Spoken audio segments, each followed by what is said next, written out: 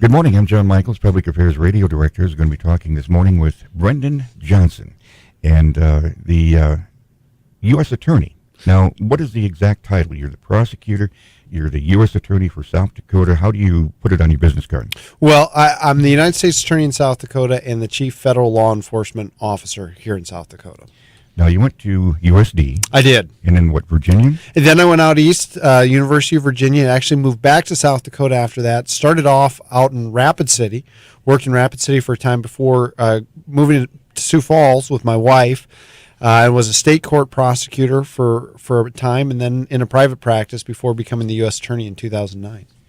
Well, of course, the thing that people right away are thinking is your father is Senator Johnson, and of course there's a lot of Johnsons, but you're the second son of him, and you got quite a family. Well, yeah, the nice thing about growing up with the last name Johnson in South Dakota, it's different from Thune or Daschle.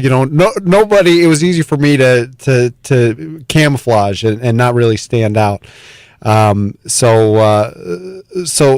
yeah, the last name Johnson has been somewhat of a help in terms of not being as obvious politically. Well, becoming the U.S. Attorney, some people thought you were kind of following like Strom Thurmond Jr., but that's not the case. Well, right now my only focus when it comes to politics is purely on the job that I have. And, we've got some significant issues here in South Dakota, some things that we've been working on that are very important to me. And so my focus is not on my dad and the job that he's doing. My focus is on being the U.S. Attorney. Well, what I'm saying is it wasn't your dad that got you the job. Right. You earned it. Well, I appreciate that. And I've had the good fortune of working with some great people. I started off, as I said, as a state prosecutor and working with Dave Nelson here in Minnehaha County, who was about the best boss a guy could have. And then being in private practice for a number of years with some great attorneys. So. Well, you worked with a lot of Republicans. That's right. Governor Bill Janklow. Right. Good friend. His son, Russ Janklow, was one of my law partners, and Scott Abdallah, whose father is Gene Abdallah. And those are, to this day, two of my very best friends in the world. Well, when I did the program with Sheriff Mike Milstead, he told me to call you and say that you had to come and get on this program. But you work with Mike quite closely. I do, and I think the world of Sheriff Milstead, as well as Police Chief Barthel. I mean, we've got some great law enforcement. Well, you're on a terrorism committee. That's right. And the rumor is that the Sioux Falls Federal Courthouse was on the list of possible courthouses that could have been the Oklahoma City bombing. Well, here in the Midwest, we do have to be careful about terrorism, and really two specific types. One, of course, is the international terrorism. And with international terrorism, what concerns me is really the agro-terrorism. And someone attacking our feedlots, introducing a virus, that sort of thing. But also, when we're talking about federal courthouses, there's also the possibility of domestic terrorism. And we do have homegrown terrorism here in the United States where that poses a threat to places like the federal courthouse. Well, the rumor is Timothy McVeigh looked at the federal courthouse and he figured that was too strong a building to, he just passed on. But, well, we have Dillinger in our history, right. So you never know. But Native American is also, I think, a part that a lot of people, if they took the southern route to the Black Hills going through like the Rosebud Reservation, it's very beautiful country. But most of the time we hear about the poverty and the problems there. But I think this is one of the things that you're working on, being able to solve some of those problems as a federal attorney. Well, I appreciate you pointing that out. Because we do have some great folks working in these tribal communities, trying to improve their communities, trying to improve the lives of the children living in those communities. And what I'm trying to do as U.S. Attorney is we're trying to strengthen the tribal court systems. And the idea is not only will we be able to keep people living on the reservations safe, but we also want to strengthen the court system so that we can have more economic development coming into the reservations. And the idea is if people feel safe and comfortable making an economic investment on the reservation, then we'll have more growth. Well, you're a member of the Midwest High Intensity Drug Trafficking area. Right. And is that kind of a coalition of many? It is, and I work with Sheriff Milstead on that group. And here in the Midwest, what we're seeing, methamphetamine is still a problem that we have. Cocaine is still a problem. Obviously, marijuana, we probably see more than anything else. But a big focus of mine over the last year and a half has been on these synthetic drugs. And these are drugs that are designed to mimic illegal drugs, be it marijuana or methamphetamine, what have you, but they're actually more dangerous in many cases than the drugs that they're trying to imitate, and they have significant impact on our youth in particular. So we've really focused on trying to crack down on synthetics. Well, we're speaking to U.S. Attorney Bendan Johnson, and Native American aspects of the gangs, I guess, is one thing. We've been able to keep gangs out of Sioux Falls fairly well because of the task force that said we don't have to be like Omaha or Sioux City. Right. And I remember doing a program with the police quite a few years ago and saying, well, at least we're not like Omaha or Worthington. Right. And the mayor of Worthington called me up and says, we don't have any gangs. We don't have any gangs. They don't, as a mayor, they don't want to admit it. But if you Googled it, the Minnesota legislature had to provide funds for a tri-state tribunal to work on that. But coming up through the Indian reservations, I've been doing a lot of programs with the Be Free group and some of the other legislators that have been working on prostitution and human trafficking. And we have a problem of Diablos, Hells Angels coming up through the Indian reservations because of the lack of law enforcement there, or stretched, might say, aspect of it, taking advantage of many Native Americans.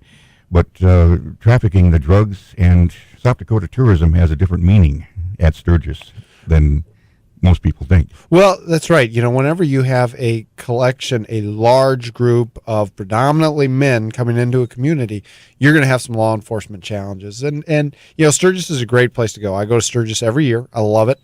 But there are always law enforcement challenges. Well, the thing is that's not far from Sioux Falls. That's right. Omaha isn't either. And the drugs, the only thing I can say is human trafficking is going to out-monetize drugs. That's going to be more profitable for crime than drugs. But human trafficking is something that also they don't want to talk about, but we see happening in Sioux Falls. We do. And when most people, John, when they think of human trafficking, what they think of is sweatshops in Cambodia, or they think of brothels in Bangkok. They think of a problem that's oceans away. But the fact of the matter is we have homegrown human trafficking right here in Sioux Falls. The Be Free group has talked about women being picked up at a bar because maybe they just went through a breakup, and people can sense the vulnerability, and they train them to be a prostitute in Sioux Falls. I can remember my mother talking, when I was a kid, and that's a long time ago, about women coming into Sioux Falls during the farm show. In Sioux City, in Minneapolis, the largest prosecution rings are from Sudan because they take the money and send it back to the criminal element back there. But in Sioux Falls, again, I think we've been able to keep somewhat of a lid on it so that we're not like Minneapolis or Omaha. Right. We don't have a lot of the international human trafficking that you see in the larger cities, like you just indicated, like Minneapolis and that sort of thing. But we do have this homegrown human trafficking where what we see is folks, oftentimes, frankly, they're coming into our community from larger cities. And what they do is they will go into the high schools oftentimes, and they will recruit young girls out of the high schools to work in the sex trade. And they'll make all sorts of promises to these girls, John. They'll promise them, look, I'm going to pay for your phone, car. And in some ways, sadly, they're the father figure that sometimes that these girls don't have. And so these girls get lured into these rings. And then, of course, once they're in the ring, they can't leave because they are brutalized, they're physically assaulted, they're threatened, they're coerced to prevent them ever from leaving. And, I think part of the reason why this is becoming more prevalent in our community is because of the internet. And so what these pimps do is they take pictures of these girls, or they use stock footage of other girls, but they put these pictures on the internet, and then folks call on the internet and they hook up with John, who hooks them up with a girl. We're not that far away from even the Russian mafia, who promise these girls in Bulgaria that they can come over and get a job as a secretary in the U.S. But when they get over here, they threaten them to say, we're going to, murder your family if you don't do what we tell you. Right. It's a similar strategy. Mhm. You know, you make great promises, but then the reality is much different. Well, getting back to Sioux Falls, what are the things that the federal prosecutor does that the county and the state can't? Well, I'm glad you asked that. You know, one thing that I like about the federal system is when it comes to human trafficking specifically, we've got a heck of a strong hammer. And I'll give you an example. We prosecuted an individual about 2.5 years ago for human trafficking. And he was looking at a mandatory minimum sentence, which is a sentence that Congress has put in place and said, look, if you're guilty of this type of human trafficking, you can't receive less than, in his case, 20 years. We were able to utilize our federal resources. We prosecuted, convicted this individual, and he's spending the rest of his life in a federal prison. So we've got strong tools when it comes to investigating and then prosecuting these folks to make sure if they engage in this behavior that they're going to be out of our community for a long time. And with that, John, and I think this is an important point, not only are we going after the pimps, clearly we are, but the message also needs to be out there. We're going after the Johns too. So these folks that think that they're going to come to Sioux Falls and meet up with an 11-year-old or a 14-year-old girl, they need to realize that they're looking at a 10 to 15-year mandatory minimum sentence in federal prison. And, you know, the difference between the federal side and the state side is we don't have parole. So when I'm talking 10 or 15 years, a person's going to do 10 or 15 years. Now, where do they go to federal prison from here? Well, I'm glad you asked that because oftentimes it's not in South Dakota. And these folks need to realize that, you know, we could be sending them to South Carolina, to, southern Texas. Frankly, that's a decision that's left completely up to the Bureau of Prisons. But typically, you get convicted in South Dakota, you're not staying in South Dakota. Do we get prisoners from other parts of the country come to our prisons in South Dakota? We do. You know, we have our federal prison in Yankton, and the Yankton prison tends to be folks that are pretty low risk. But yes, most of the prisoners that we'll have in South Dakota are not from South Dakota. Do you handle the, say, Medicaid fraud and those kind of cases? We do. We do the Medicaid, Medicare fraud, and then we also prosecute individuals who create these elaborate tax shelters to try to hide high incomes. Well, you have the advantage of being married to a doctor. I do. And you know, most of the doctors that we have here in South Dakota are incredibly honest.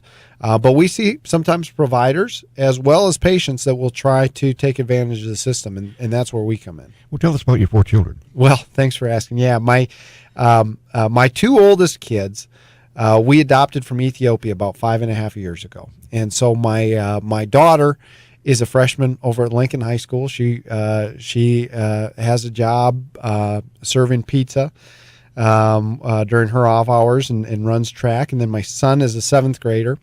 And my 2 little boys, our biological kids, are in 1st grade and 3rd grade. You don't argue with an Ethiopian about Old Testament because they live there. Right. But where did you grow up mainly? You know, I grew up in Vermilion, lived in Vermilion until my dad got elected to Congress. And then once he got elected to Congress, our entire family, we moved out to Washington, D.C. My mom felt it was really important for us to be able to have dinner together as a family every night. And then came back to Vermilion after I graduated from high school. So you're an alumni, I think, of University of South Dakota. That's right. You serve on some of their boards? You know, I used to. As U.S. Attorney, I'm not allowed to serve on any boards, but used to. Now, you were unanimously nominated for the 40th United States Attorney. That's something that doesn't happen in Congress much anymore.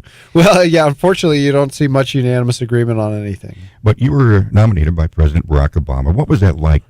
Because it was at a time when we were seeing so many things happen that were new. Right. Well, you know, it's a great honor anytime you're going through the U.S. Attorney process and to be selected for that. And initially, the biggest change is just learning the difference between the rules as a state court prosecutor, which I was very familiar with, to going on to the federal side where, you know, the cases move a little bit slower. There's a little bit more time that goes into them, but the transition went smoothly. Did you get any correspondence or anything with President Obama's name on it? He signed my paperwork, but the fact of the matter is there's so many employees coming in and out. If he and I were in an elevator, he wouldn't recognize me. Well, no, you're not old enough to remember. We just celebrated the 40th anniversary of Wounded Knee, Right. where an FBI agent was wounded. I remember. I'm old enough to go back to where I remember the courthouse in Sioux Falls being stormed by Russell Means. It was a scary time back then. But are we living up to our promises to the Native American with our treaties and that? Well, we've got a long ways to go.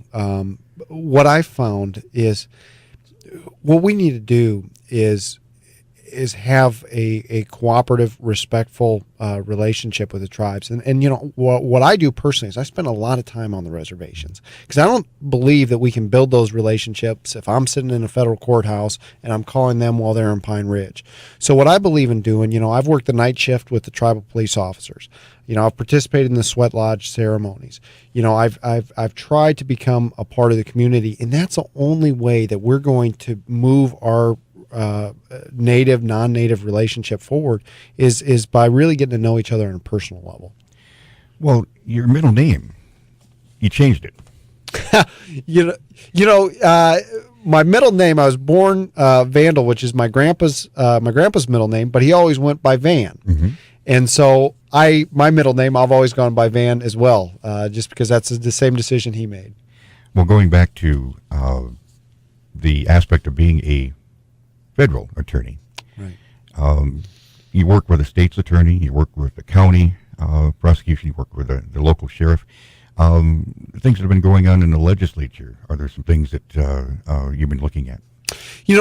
I try to stay out of the politics, particularly the legislature. I've always been a believer as a prosecutor, particularly as a federal prosecutor. Nobody has voted for me. And so I don't think it's appropriate for me to be passing judgment on the laws that are written by legislators. That's a completely different process. And, what my feeling as a prosecutor is look, legislature pass laws, I'm going to enforce it. And folks that want to put their own spin on the law, I think they should run for political office. More power to them. But as a prosecutor, you enforce it. Are you watching what is going on with the concealed weapon legislation? Because you're on the national tourism committees. That affects when people leave South Dakota, they have to be very careful about what they're doing. Well, you do, and that's part of the problem is that the laws that we become familiar with and comfortable here in South Dakota don't apply the same way when we travel to New York City. And so, I know that many people in South Dakota, that can be frustrating for us when we travel. Well, and you can relate to teachers. Sure. You worked as a teacher in Boston. Well, I did. You're going way back. I gotta salute you here for your research. But yes, for a period of time, I was a substitute teacher. The fact of the matter is that's a heck of a lot harder job than most people realize. I don't know that I was very good at it, but learned a lot. And you were an intern in Al Gore's office. I did. I spent a summer before law school working out in Washington, D.C. Well, we're hearing a lot about the Constitution, and you were a member of the American Constitution Society. Right. And, I'm a big believer in the Bill of Rights, and that's something, as U.S. Attorney, that's very important to me. Well, substance abuse, like you say, the new drugs that seem to change just enough to be right on the line. Are the legislation that we're passing in South Dakota to where I think the state attorney is saying anything that looks like it, they're going to go after. Is that going to be able to have teeth to it? Well, I think it will. And let me tell you on the federal side how we've been handling it. What we did, John, was we actually took a statute that was passed back in 1986 called a federal analog statute. And what that statute said is when a drug has a similar effect on a user and its chemical composition is substantially similar to an illegal drug, it's therefore illegal. So, a year and a half ago, I had folks tell me, hey, look, I can sell these synthetic drugs in South Dakota because they're not scheduled substances. They're not explicitly banned by federal law. And so what we've done is we've taken the statute and said, look, if you try to sell this poison in South Dakota, what we're going to do is we're going to prosecute you under this federal analog statute. Well, your father's on the banking committees. Are we seeing anything federally? People are saying, with all of the things that happened in 2009, are we going to prosecute any of these people who took the money out of the big bubbles that everybody suffered? Right. And, I know that's been a great point of frustration. Here in South Dakota, it's not something that we've seen, we don't have the jurisdiction to prosecute the big banks, the U.S. Attorney here in South Dakota.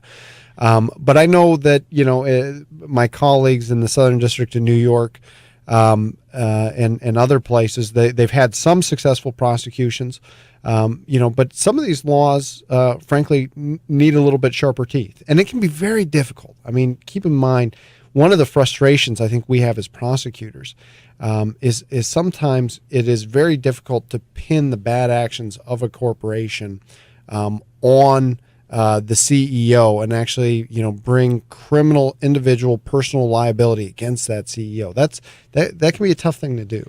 Well, you've had quite a few jury trials now. Right. How many do you think you've probably had? Well, on the state side, just as a state prosecutor, I probably had close to over 30 in just a couple of years. So both in private practice and as a prosecutor, quite a few jury trials. Was it in private practice, or I know that you prosecuted a person who shot a police officer at one time. Right. Was that when you were a state? Yeah, as a state prosecutor, and that's one, our former state attorney, Dave Nelson, and I was a young prosecutor, and Dave was the boss, and he and I prosecuted an individual who actually attempted to shoot two of our Sioux Falls Police Department officers. And that case had a big impact on me. I think it gave me a special appreciation for the work that our police officers do and how they put their life on the line every day.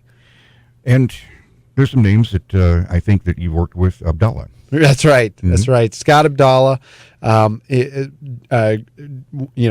of my very best friends, and of course Gene Abdallah, who so many of us are familiar with, who's had such a great history in law enforcement here in South Dakota. In Heideprem.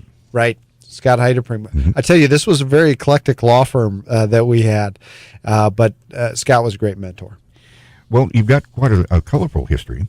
What is it that you want to do now as how long is your term as a federal prosecutor? Well, that's a really good question because we serve at the pleasure of the president. Mm-hmm. So once we are nominated by the president, we serve at his pleasure. And so he could call me up tomorrow and say, hey, thanks for your service. It's time to move on. But that's really up to him. I'm really proud over the last 3.5 years, John, of the work that we've done. And I'm particularly proud when it comes to human trafficking and the progress that we've been able to make to shut down these commercial sex trafficking rings. And I'm proud of the work that we've done on synthetic drugs because a lot of states have left that issue alone. And we've been very aggressive here in South Dakota in trying to shut down any place that sells synthetic drugs. Well, what is it, Obama's going to be in for another 4 years. So at the end of the 4 years, what is it that you want to say that you can be remembered for at that time? I hope people look back and say, look, we had some unique challenges during this time. We started to really see the human trafficking of children, and we shut it down. We saw the synthetic drugs that were oftentimes, again, geared towards our youth, and we were able to shut down that industry. And also getting back to the tribal communities as well. I hope that we'll look back, and I think we're seeing this in our tribal communities where they feel like, hey, look, this was a period of true partnership where we were able to make progress because we worked together and we focused on results. So we're not going to see any drones in South Dakota? Not that I'm aware of. Mike Milstead said no. No, that's right. But, the elephant in the room, or I should say the donkey in the room is your dad, possibly retiring. Right. He's been in office for how long now? Boy, 26 years, so it'll be 28 years at the end of his term. That's a long time. It has been a long time. That's most of your lifetime. That's right. And in fact, if you count his legislative days, when he was out in Pierre, my entire life he's been in office. Now, you've been staying away from politics as a federal attorney, but if somebody wanted to say if he retires, would you run for office because of your record? You've got a great record Well, I appreciate that. as in office. Right. You know, and what I would say respectfully is, look, as long as I am working for the United States Justice Department, I need to stay away from the political realm. And it's not because of me personally, John. It's because, you know, I've got attorneys all across the state who stand up in front of a jury every single day. And what I don't want is for them to have juries questioning the motives behind bringing a case. And so as long as I'm U.S. Attorney, I try to stay away from the politics. Well, you know, I had to ask that. Absolutely. But now, the U.S. Attorney's office in South Dakota, you got the building next to the old post office. That's right. How much staff do you have? You know, how do you network through the state? Right. Well, we've got approximately 30 different attorneys in our office, but they're spread because we have an office in Rapid City and Pierre as well as Sioux Falls. And of those 30 attorneys, approximately 25 of them are doing criminal work. But then we also have a civil division, and you mentioned earlier about the Medicare fraud and folks that are trying to cheat the government, cheat taxpayers. Our civil division will also work in that area. Is that connected with the IRS? Oftentimes it is. And what we see with the IRS is sometimes it's criminal prosecutions, and sometimes it is we'll go after folks civilly to try to collect money that's been defrauded. Do we have people sent to South Dakota as part of the witness protection program? Well, that is not something that even I know about. To be completely frank with you, even the U.S. Attorney, they don't tell us if that were to happen. Well, the U.S. Attorney in Sioux Falls, in South Dakota, if you could wave a magic wand, what would be the thing that you would really like to do? Well, I think you're giving me an opportunity to do it here, and that is to let people know about some of the public safety concerns that we have. And specifically, you and I have been talking about human trafficking.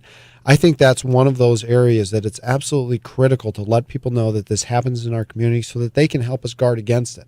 Because frankly, that is as effective, if not more effective than law enforcement, is having a community that is educated, active, and aware and recognizes that human trafficking is a problem and wants to stand up and stop it. So you're helping me do exactly what it is that I want to do. Somebody listening might be aware of something that's a problem. How do they know if it's state, county, or federal that they need to go talk to? Well, you know, the first call that they should make is to you know, you had Sheriff Milstead on earlier, Sioux Falls Police Department. Always start off with the local law enforcement. They can contact us if it appears to be a federal issue, but we work very closely, very well with them. But, you know, especially if it's an emergency, call 911. But typically, folks want to start off with local law enforcement. I always ask this of every person on our show: is there any opportunities for? Are you hiring for anything locally? Well, I appreciate that. You know, as you've been following on your show with the federal sequester, we are under a complete hiring freeze in our office that is going to last for the foreseeable future. So no hiring at all. Do you see any cutbacks? Yes. With the sequester, we're going to see pretty significant cutbacks, which, you know, my office can deal with. I'm less concerned with my office than I am with the potential cuts affecting, you know, the FBI, affecting the U.S. Marshal's office. That's very serious and very concerning to me. Well, Ben Johnson, Norwegian? Yes. Yeah. You know, it's half and half because my father is Norwegian and my mother's Irish. Well, we have a lot of that in Sioux Falls. Right. But you're fifth generation. That's right. In South Dakota. Almost pioneer. That's right. That's right. You know, my great-grandfather was a Lutheran minister in Centerville, and one of them had a hardware store. And so, yes, so 5 generations here, and this is home. Well, if one of your sons wanted to be a state's attorney, what would you tell him? You know, I'd tell him I'd encourage him to do it. You know, my dad was a state's attorney in Vermilion before he got elected to Congress. And I would encourage him, but I'd also say, look, you need to find your own path. If that's what you want to do, great, but don't feel like you need to do it because your father did it. So you can have a good career as a federal prosecutor. I've really enjoyed it. Your family, your children, it sounds to me like a great life. Bendan Johnson, U.S. Attorney, I want to thank you for being with us. Thank you so much. It's been a real honor. John Michael's Forum started in 1977. celebrating now 36 years, 1,900 hours of programming, making this the longest running radio talk show in Sioux Falls radio history. Thank you for listening.